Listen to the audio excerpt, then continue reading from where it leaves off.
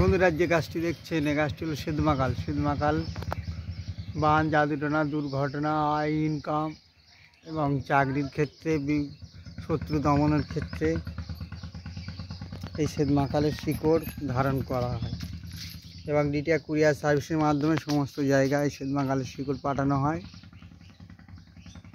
বন্ধুরা ভালো লাগলে লাইক, সাবস্ক্রাইব, কমেন্ট অবশ্যই করবেন এবং যে কোনো গাছের জন্য 8250281881 কল করবেন। এই হলো সেদমাকালের শিকড়। আজকের মালটা প্যাকিং হবে বাইরে যাওয়ার জন্য।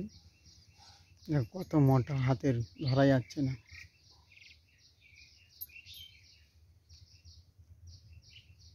এটা ডিটিয়া কুরিয়ার সার্ভিসের মাধ্যমে সমস্ত জায়গায় পাঠানো হয়।